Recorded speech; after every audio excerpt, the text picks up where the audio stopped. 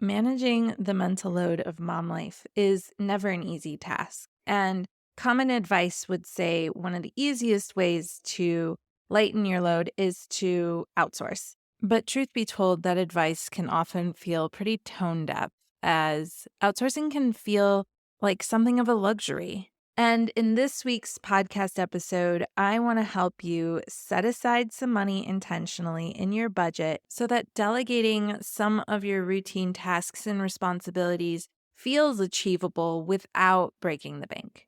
I'm fully confident that we can free up a little bit of cash to reinvest it in a way that feels really meaningful and supportive. There is no reason that any mom should feel guilty around spending some money to help support everything that she's trying to manage on a daily basis. So, if that's the kind of encouragement and support you need in your life today, you're in the right place. Let's simplify things together.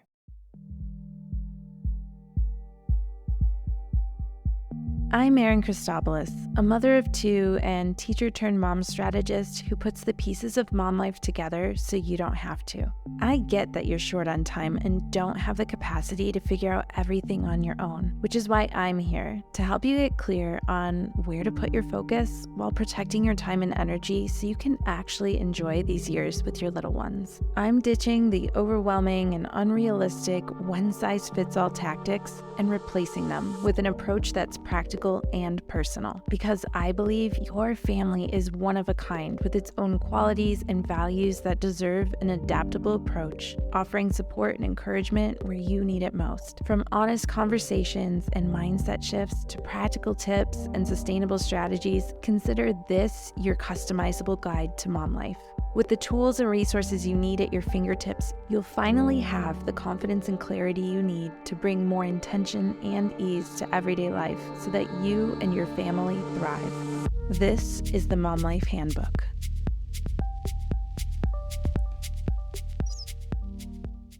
Before we dive into today's topic around outsourcing the mental load, it felt important to just check in, say, hey, how's it going? I feel like at the time that I'm recording this episode, it's May, and May is one of the toughest months as a mom. You just have so many moving parts as your kids get older with the transition from school ending to summer beginning. You're often shifting childcare responsibilities around. There are so many end of the school year events. You're preparing for your kids to go to camps or prepping for family vacations. You are also probably spring cleaning and reorganizing closets and getting new clothes for the kids because they've outgrown everything over the winter. You're buying teacher appreciation gifts, making sure that everything in your everyday life is still happening, and it's so much to manage. And I just want to acknowledge that it's tough and it's hard to feel effective when you have so much going on all at once. I want to give you the reminder and the encouragement to take everything one step at a time, put one foot in front of the other, try not to focus too far out in advance. It is really easy to start spiraling when you think about the collective undone task list that needs to be handled. Be sure to check out the 3-part series we just wrapped up on managing the mental load. The first and second episodes are really great at recognizing when it has become unmanageable and what you could do in the moment to really calm your stress response. So that would be really helpful. You can also jump into the Claim Your Calm Challenge. It's 5 quick emails. If you want, there's an extended version you can jump into that takes just 2 weeks. It's quick and easy. So if you jump into the 5-day one, I'll tell you more about the opportunity to do the full 15-day challenge with even more strategies to help really bring a sense of calm into the busyness of mom life. So those are options available to you. Just know that I'm right there with you. It's a tough month. And there's Mother's Day. How could we forget? There's just a lot. So take a deep breath. Just know that I'm here supporting you. I think that you're going to find this episode and the next one to be really supportive in taking some things off of your plate. It's just so needed when you especially get into these busier seasons of mom life. And I can't encourage you enough to keep an open mind in giving outsourcing some of your tasks and responsibilities a try, even if it's just during these busier times of year. I think that that can be so impactful. And as a side note, I've been busy behind the scenes planning and preparing something I have never offered before. If you are feeling like it's time to get really clear on how to not only manage your time better, but also feel more effective as a mom, and that your family runs more smoothly, that your household feels calmer and more collected, and that you actually have time and space in your day to enjoy your time together. I am working on putting together a really straightforward, convenient way of helping you really customize how you make that happen for you and your family. And I'm really excited to share more details with you about it as the time feels right. But my goal is to help you kick off the new school year come August, September, feeling completely confident in your strategies, in your structure, in your systems, because we've worked together to come up with an approach that really supports what matters to you and your family, the lifestyle you live, the lifestyle you lead, and really supports you where things have been the hardest and where you've been struggling the most. So stay tuned, keep your ears open. If this is something that you really are clear that you want to stay informed about, I'll drop a waitlist link in the show notes for you. Again, I do not have any details to share yet. This is just as much as I have right now. I can tell you exactly what it is that we're focusing on. If you want to just stay informed, you want me to shoot you an email when I have more details to share, you can go ahead and click the link in the show notes to get on that wait list, and I'll be sure that you are the first person to hear when details become available. Now, in the meantime, I want us to start small and focus on what you can do right away to help make your everyday life feel more intentional and manageable. And again, one of the ways we're going to be focusing on doing that is identifying where you could delegate and outsource some of the responsibilities that are already on your plate. I don't know if you're anything like me, but I grew up in a household where we did everything when it came to taking care of our home and making sure that dinner was on the table. There was no outsourcing any of that. And anything that needed to happen for our family or in our home was a family effort. And I think that instilled a lot of self-sufficiency and independence and the ability to take care not only of myself, but my family without having to rely on others, which is an important skill. And at the same time, I've come to realize over the last few years that our lives as parents today looks very different than it was in the 80s and 90s. Life is happening at a much faster clip. We are trying to manage so much more than our own parents did. And arguably, we're trying to do it even better. And that's a lot of pressure and quite often very unrealistic to maintain. A few years ago, I was reading Fair Play by Eve Rodsky, and she was talking about all of the tasks and responsibilities that are required of parents, but especially women, in order to keep a family and a household running smoothly. And something that really stuck out to me was this idea of tasks that are a part of our daily grind. She really underscored how collectively these repetitive tasks and responsibilities are incredibly important because they're helping support your family's everyday needs, but at the same time are arguably taking up the most of your time as well as your energy. Some examples of daily grind tasks that you might be dealing with, even just in the mornings, could include making the kids' beds, getting the kids dressed and brushed and washed up, getting the kids fed, getting school lunches packed, packing bags for after school activities, getting everyone out the door to school or daycare on time. These are essential to meeting everyone's needs in your family.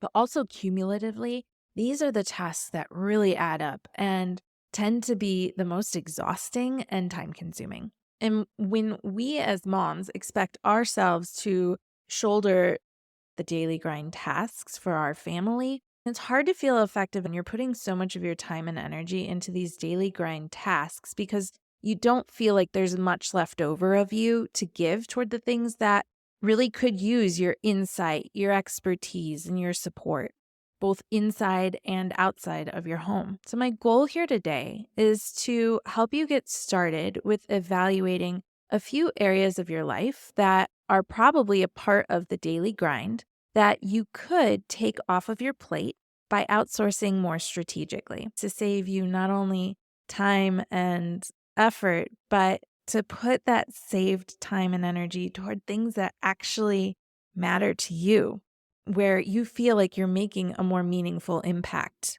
I think that we don't get enough of that in our lives. And that's why we often feel like we're falling short as moms, because we give everything to the daily grind first, and then whatever's left over is what goes to our relationships, our personal identity, and quite honestly, there's not much left over to work with, and that can be hard. So, as we dive into this two-part series, I'm going to share some of the resources that I rely on in order to help lighten the mental load that's associated with the daily grind of mom life while still making the effort to make this as budget conscious as possible.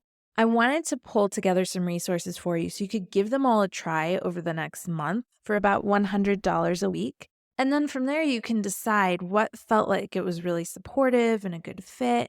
What are the things that you would rather do on your own? This is really about exploring what's going to be right for you. And I'm going to break down some real tangible ways that you can actually free up a little cash to really lighten your load that you've been shouldering all on your own. But first, I want you to think back to the time before you had kids. Yep, go all the way back there, because I want us to talk about what your time spent looked like before you had a family. Chances are, I'm going to generalize here, but chances are you were working a job or career and you more or less had predictable hours for your work week. And there were probably a generally reliable number of hours that you were spending also on maintaining your home and making sure that your personal needs were met in terms of having meals, clean clothes, a tidy home, all the things, right? But for the most part, everything was pretty predictable, pretty steady, pretty consistent. I remember back in those days, I often viewed my time very differently than I do now that I have kids. Every additional commitment I would take on professionally, I quantified it. And I would ask myself, is this extra commitment or project worth my time and effort given the compensation available for it? I had a very clear idea of how much my time was worth. So, for example, let's just say for round numbers' sake that your take-home pay was $4,000 a week and you were working a 40-hour-a-week job. Let's just say your going rate would have been $100 an hour because you had a certain skill set and experience that got you to the point where people valued paying you that rate per hour. Fast forward to having kids. Many of us may not be working a full-time job or might now be running our own businesses from our homes or staying home full-time to care for our families. And the average American mom is working the equivalent of 2.5 full-time jobs. Let that sink in. That's real. And so much of it is unpaid. And that's fine, right? Like we know that going into life with a family that there's going to be more that we're adding to our plates. But my point here is that a lot of us start to undervalue what our time is really worth because we take on so much unpaid labor. And I'm not sitting here arguing that you should start to quantify every effort with a dollar value. But I do want you to consider whether the majority of your time and efforts in your home are best spent on daily grind responsibilities. I know that you are an incredible human being and you have so much more to offer than being just the family's short order cook, chef, tutor, playmate. All of those matter.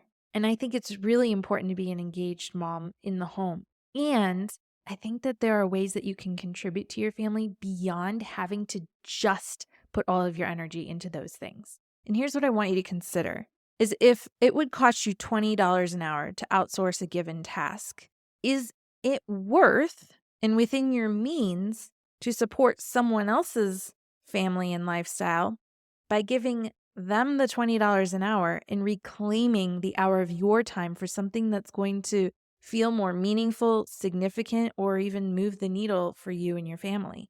That's how I tend to look at outsourcing is it's not about what is it costing me, it's about what is it benefiting me and my family. What are we gaining from that? Even if I valued my time at, say, a rate of $30 an hour, if I pay someone $20 an hour to do that task and I can finish a $30 task in that time, something that's really going to feel more impactful, then it's worth it. And while, yes, it wouldn't technically cost you the money to do it, I want you to remember that there is value in reducing the mental load and the stress that is absolutely immeasurable.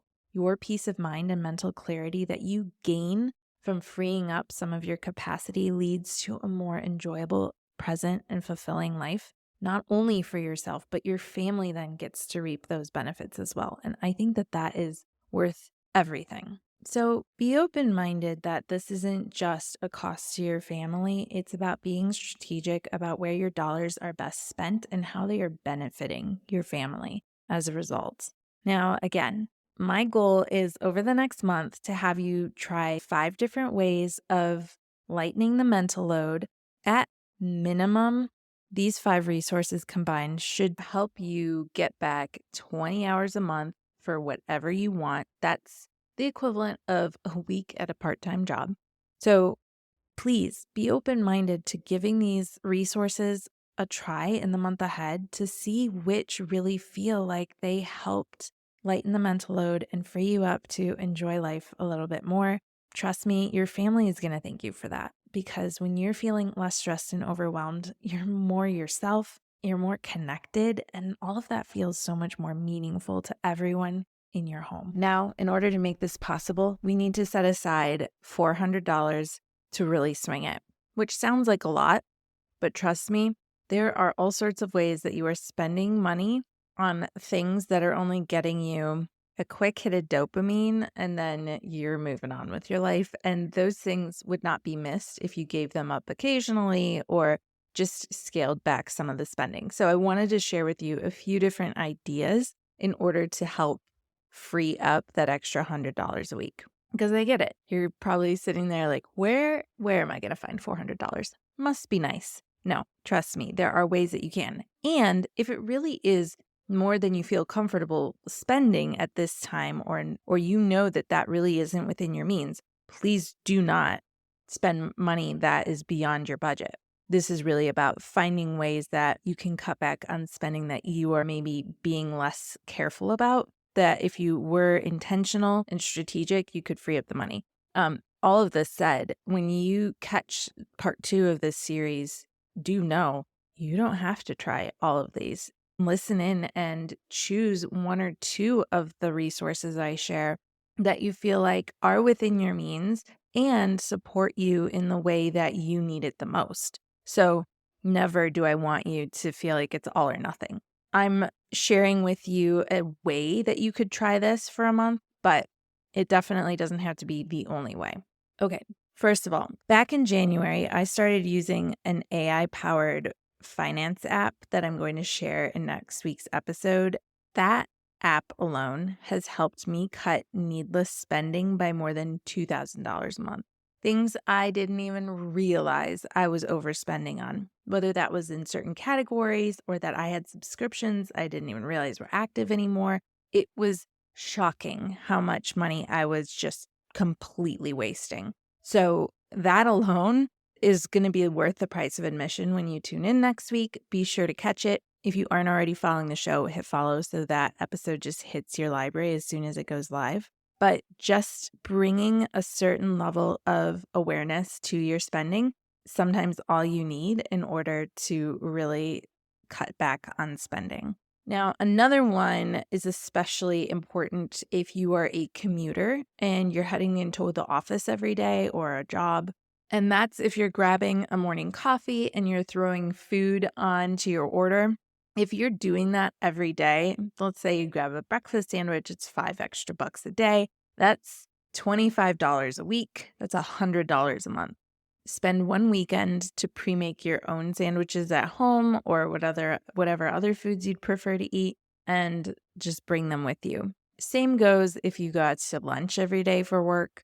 What could you maybe cut back on, even if it's just a soda? Like if you're getting a drink instead of bringing your own water, how could that help you to save some money? Now, another one that is real big for me is if I go into the store, like if I'm going to Target, for example, and I'm doing the shopping myself, I'm for sure putting things in my cart that I did not walk into Target knowing I was going to get, whether it's the Studio McGee aisle or if the kids are with me and each of them ask for a toy. No doubt, easily, I'm spending an extra $25 a week at Target that I do not need to be spending. So one of the best ways that I save money at Target, or fill in the blank with any store these days, really, is to pre-order what I need through their app. So in the case with Target, I pre-order everything I needed for my list of supplies, and then I just stay in the parking lot and let them bring the order out to me. It for sure saves so much money and not to mention my time. So it's a win-win in my book. Now, one caveat there is that Target did, at the time of this recording, just add a small fee for utilizing this service. You're still paying the same amount for the items. There's no markup there, but it is now a subscription in order to utilize the shopping service. But I think it comes out to be like $2 a week or something. So for me to save $23 a week times 52, that's over $1,000 a year. It's worth it. Alternatively, practice making a list of exactly what you need before going into the store and stick to it.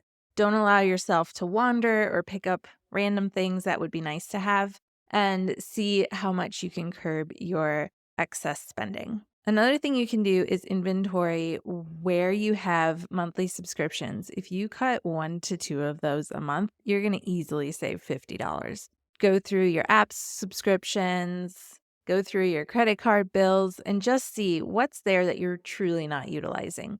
Even if you cut out utilizing a subscription for the next 2 months and then go back to using it again, you're still saving some money. So I really like to keep closer tabs nowadays on my subscriptions and really only pay for them when I'm using them.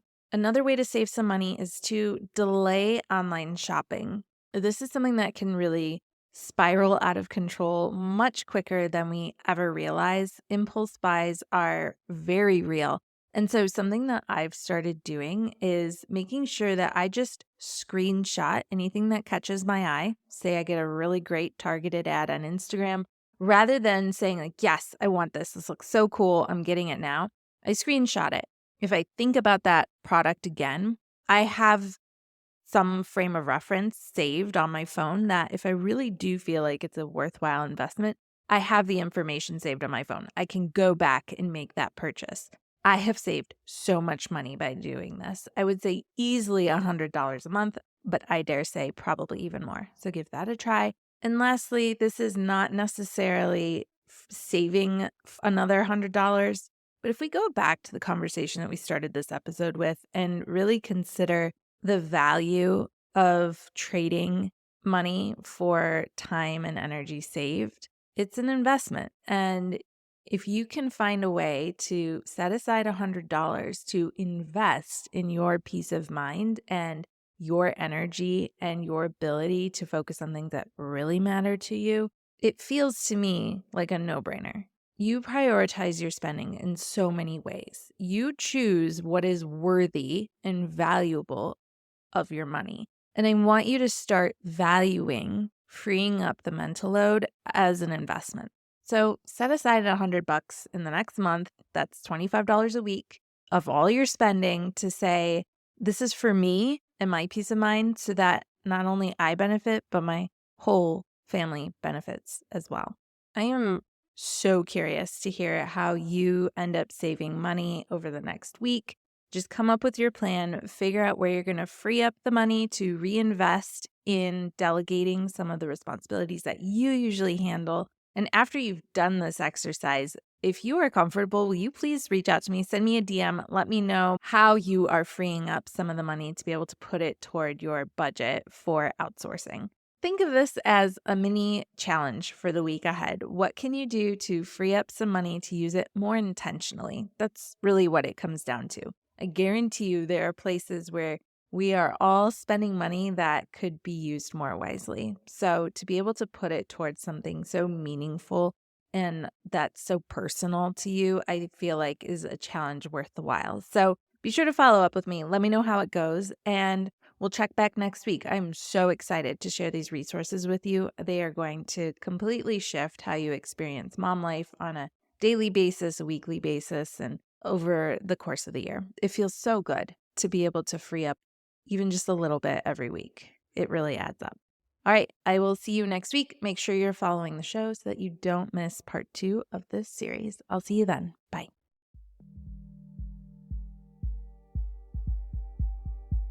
You've just finished another episode of the Mom Life Handbook podcast. Remember to check out the episode description for all the important links and highlights from today's show. While you're there, tap the subscribe button so that new episodes are always at your fingertips. Before you go, I'd really appreciate hearing your thoughts about the show. It takes as little as 30 seconds to leave a review, and your honest thoughts help me create a better show and help other moms discover it too. And if this episode really helped you out, go ahead and hit the share button to text it to a friend or share it on social media. You never know who in your life might benefit from a little extra support. Don't forget, there are lots of ways to stay connected beyond the podcast. Head over to momlifehandbook.com for additional resources or to learn about how to work with me. And be sure to follow along on Instagram at momlifehandbook.